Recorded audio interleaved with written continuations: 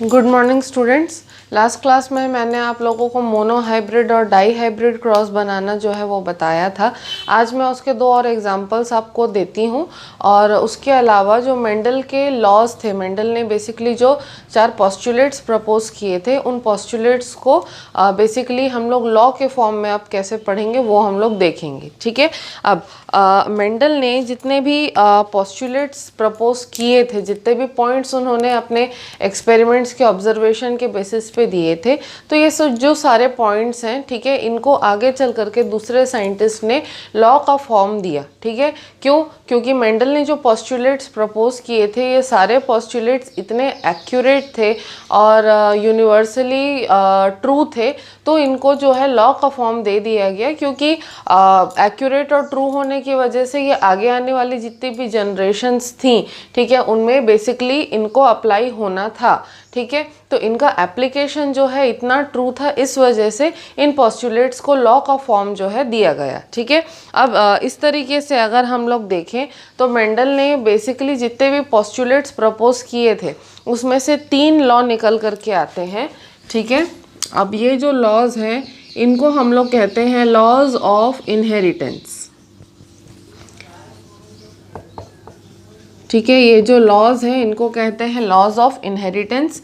3 law हैं हमारे पास। पहला है लॉ ऑफ डोमिनेंस। ठीक है। दूसरा है law of segregation.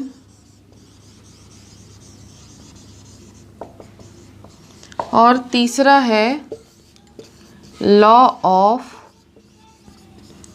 Independent assortment.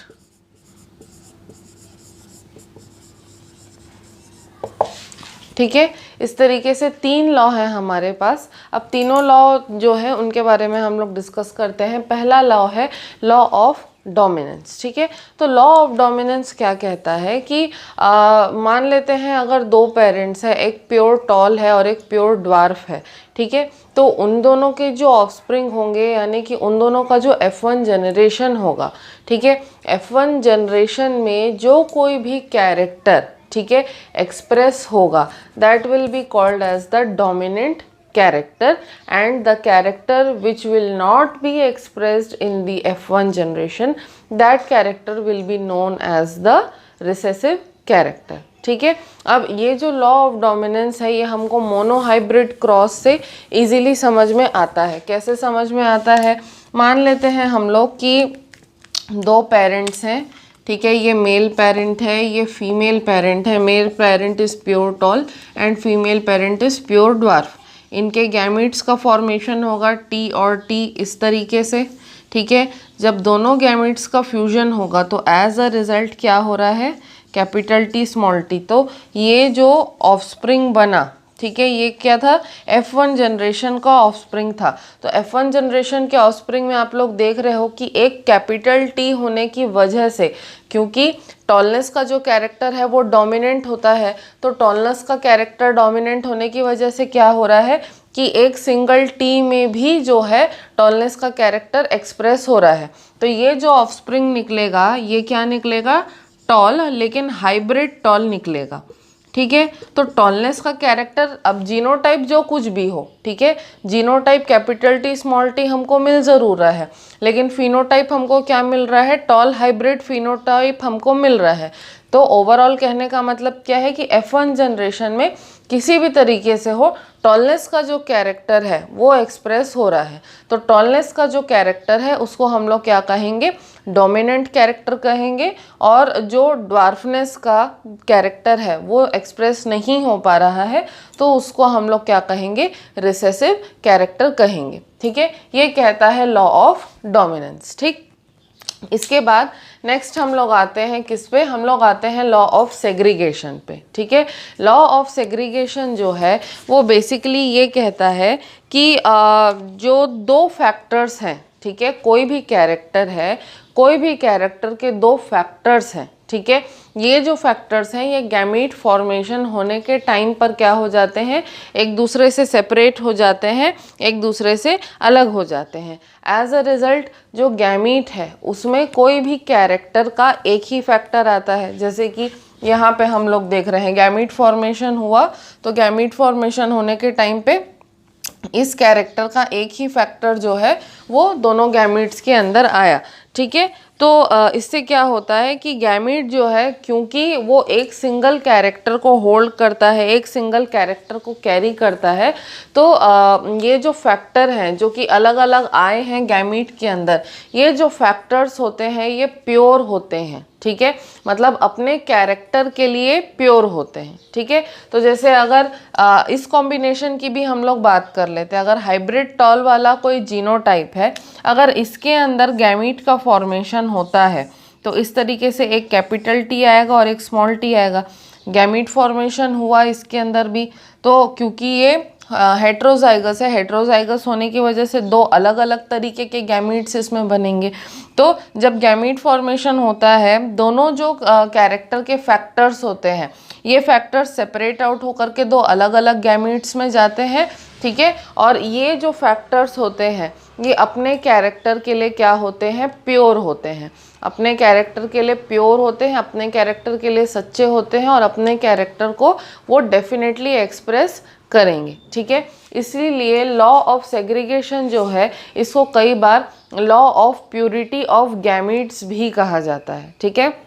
Law of segregation को कई बार law of purity of gametes भी कहा जाता है, ठीक है। अब लॉ ऑफ सेग्रीगेशन जो है, ठीक है, इसको हम लोग जो है अगेन मोनोहाइब्रिड क्रॉस के थ्रू ही हम लोग इसको देख सकते हैं, सच दैट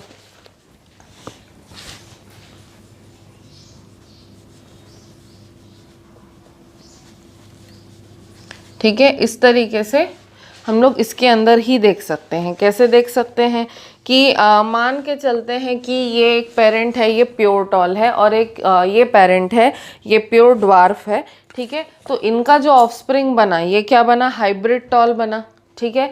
अब ये जो ऑफस्प्रिंग है F1 जनरेशन का, इसके अंदर अगर सेल्फ रिप्रोडक्शन होता है, मतलब कि सेल्फ पॉलिनेशन हुआ और फिर से ये इसने रिप्रोड्यूस किया, ठीक है। तो रिप्रोड्यूस करने के टाइम पे, ठीक है, रिप्रोड्यूस करने के टाइम पे क्योंकि यही F1 जनरेशन का इंडिविजुअल मेल पेरेंट के जैसे भी एक्ट करेगा और फीमेल पेरेंट के जैसे भी एक्ट करेगा अगर फ्लावर यूनिसेक्सुअल हुआ तो, ठीक है। तो उस केस में क्या होगा, टोटल कितने गैमीट्स बनेंगे, टोटल 4 गैमीट्स बनेंगे, capital T small T, capital T small T, इस तरीके से, क्योंकि मेल और फीमेल दोनों के जैसे एक्ट करेगा इसीलिए इस तरीके से 4 गैमीट्स बनेंगे, ठीक है। अब ये जो चारों गैमीट्स हैं अगर इनके बीच में हम लोग क्रॉस करवा दें, ठीक है, तो क्रॉस करवाने से कैसे होगा, अगर ये दोनों जो है ये मेल है और ये दोनों जो है इनको फीमेल मान लेते हैं, तो कैपिटल टी और कैपिटल टी, फिर कैपिटल टी और स्मॉल टी, फिर स्मॉल टी और कैपिटल टी, फिर स्मॉल टी और स्मॉल टी, इस तरीके से,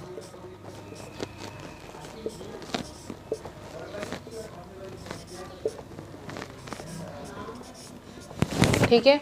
इस तरीके से क्या होगा कि F1 जनरेशन के प्लांट्स में जब सेल्फ पॉलिनेशन होगा और उनके अंदर जब रिप्रोडक्शन होगा तो ये अब जो ऑफस्प्रिंग्स बने हैं ये क्या है, ये हैं आपके F2 जनरेशन के ऑफस्प्रिंग्स, ठीक है। ये आपके क्या बन गए, F2 जनरेशन के ऑफस्प्रिंग्स बन गए। तो F2 जनरेशन के ऑफस्प्रिंग्स में आप देख रहे हो सिर्फ एक प्योर टॉल है और एक प्योर ड्वार्फ है, बाकी दो जो है ये आपको कैसे मिल रहे हैं, दो आपको मिल रहे हैं हाइब्रिड टॉल, ठीक है। तो इसमें रेशियो क्या निकल के आ रहा है, रेशियो आ रहा है 3:1 का, मतलब 3 टॉल हैं और एक प्योर ड्वार्फ है, ठीक है। इसमें से भी अगर फर्दर इसको हम लोग और ज़्यादा इलेबोरेट करके लिखें तो एक प्योर टॉल है, ठीक है, उसके बाद 2 जो हैं हाइब्रिड टॉल हैं और एक जो है वो क्या है, प्योर ड्वार्फ है। इस तरीके से और फर्दर अगर हम लोग इसका ब्रेक डाउन करें तो 1:2:1 या 3:1 का रेशियो जो है वो जनरली मोनोहाइब्रिड क्रॉस के अंदर निकल के आता है, ठीक है। तो ये बेसिकली क्या दिखा रहा है कि F2 जनरेशन में ठीक है, ये डेफिनेटली शो होता है कि F1 जनरेशन में क्या है कि ड्वार्फनेस का फैक्टर तो था लेकिन वो एक्सप्रेस नहीं हो पा रहा था। ठीक है, लेकिन इसका मतलब नहीं है कि जो ड्वार्फनेस का जो फैक्टर था वो इनएफिशिएंट था या वो ख़राब था या ऐसा कुछ, वो भी इक्वली एक्सप्रेसिबल था। ठीक है, और वो भी इक्वली एफिशिएंट था, लेकिन बस F1 जनरेशन में क्योंकि टॉलनेस का जो फैक्टर था उसने उसको ओवर पावर कर दिया था, इसीलिए सिर्फ टॉलनेस का कैरेक्टर जो है वो F1 जनरेशन में एक्सप्रेस हुआ। ठीक है, तो ये जो फैक्टर था ये एग्जिस्ट कर रहा था F1 जनरेशन में भी, और उसका इनहेरिटेंस जो है वो आगे चल करके F2 जनरेशन में भी हुआ, और F2 जनरेशन में प्योर कंडीशन में जो ड्वार्फनेस का फैक्टर है वो एक्सप्रेस भी हुआ। ठीक है, तो लॉ ऑफ सेग्रीगेशन जो है वो बस ये कहता है कि गैमीट फॉर्मेशन के टाइम पे कोई भी कैरेक्टर के जो दो फैक्टर्स होते हैं, दो अलील्स होते हैं, वो गैमीट फॉर्मेशन के टाइम पे अलग अलग गैमीट्स में चले जाते हैं। ठीक है, और जो रिसेसिव फैक्टर है वो सिर्फ और सिर्फ प्योर कंडीशन में F2 जनरेशन में ही एक्सप्रेस हो पाएगा। ये कहता है लॉ ऑफ सेग्रीगेशन कि दोनों फैक्टर्स का जो इनहेरिटेंस है वो अलग अलग होता है और दोनों जो हैं एक दूसरे से अफेक्टेड नहीं होते। ठीक है, अब थर्ड हम लोग आते हैं लॉ ऑफ इंडिपेंडेंट असॉर्टमेंट पे। ठीक है, लॉ ऑफ इंडिपेंडेंट असॉर्टमेंट जो है ये बेसिकली हम लोग डाई हाइब्रिड क्रॉस के थ्रू जो है इसको स्टडी कर सकते हैं।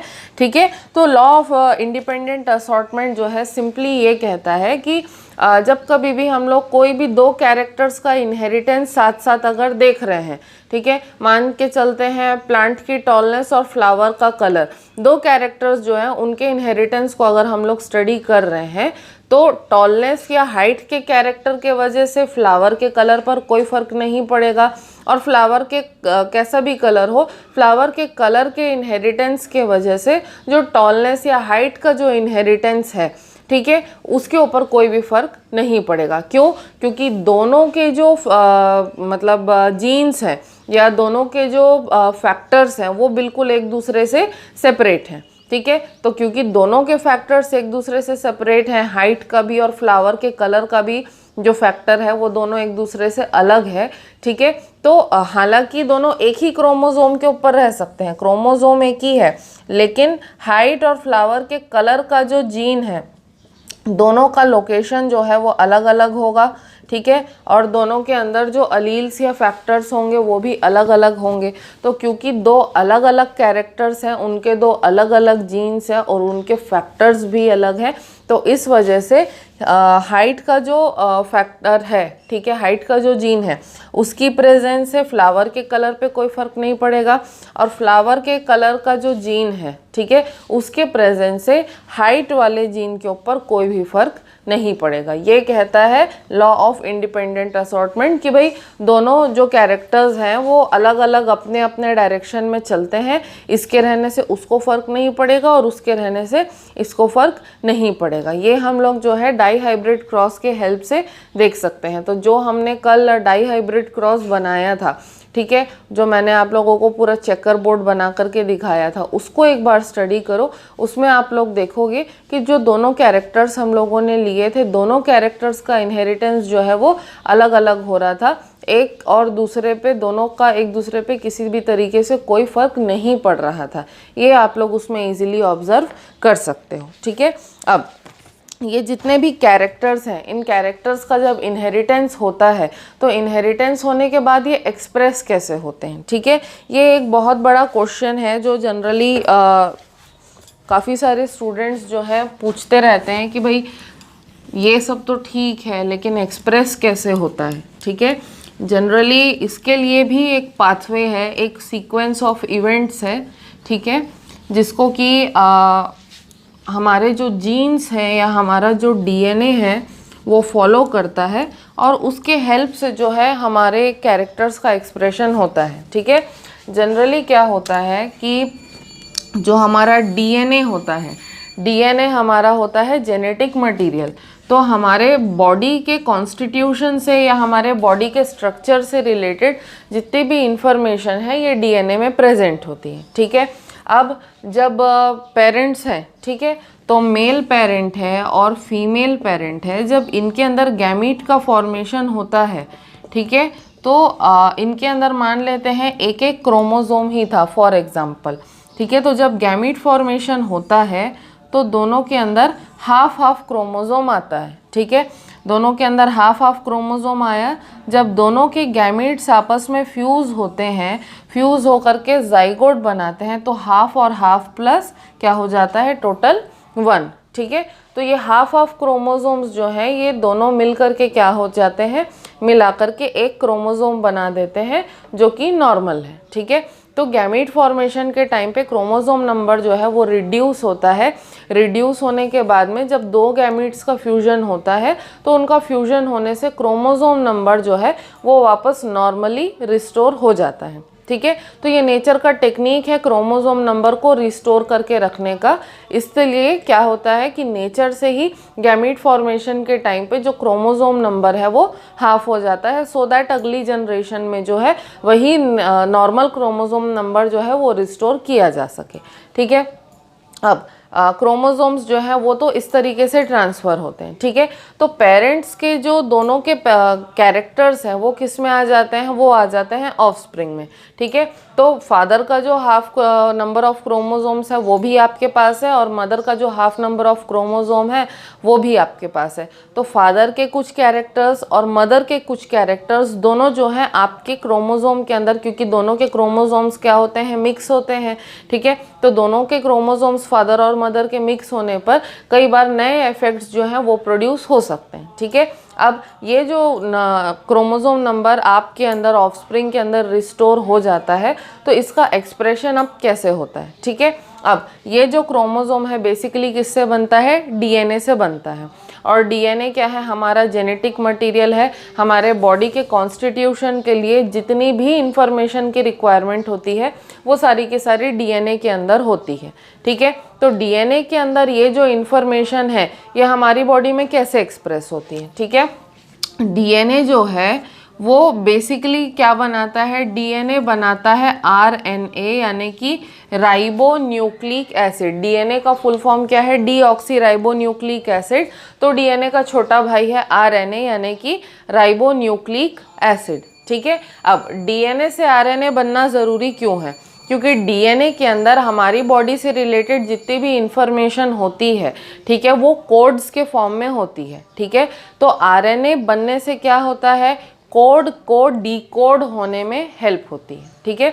तो डीएनए के जो कोड्स हैं वो डीकोड होते हैं, डीकोड होकर के किस में कन्वर्ट होते हैं, आरएनए में कन्वर्ट होते हैं। तो आरएनए के अंदर भी बेसिकली क्या रहते हैं, कोड्स ही रहते हैं, ठीक है। अब ये जो आरएनए है ये क्या करता है, इन्हीं कोड्स का हेल्प लेता है और इन्हीं कोड्स का हेल्प ले करके आरएनए बनाता है प्रोटीन, ठीक है।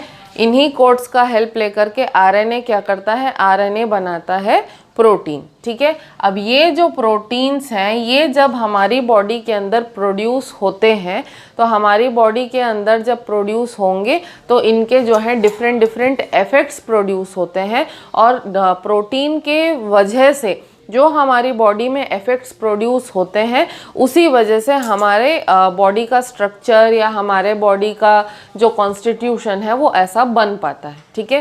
कहने का मतलब क्या है, एग्जाम्पल वाइज मैं आपको समझाती हूँ। मेरे कर्ली बाल हैं, उसी का एग्जाम्पल मैं आपको देती हूँ।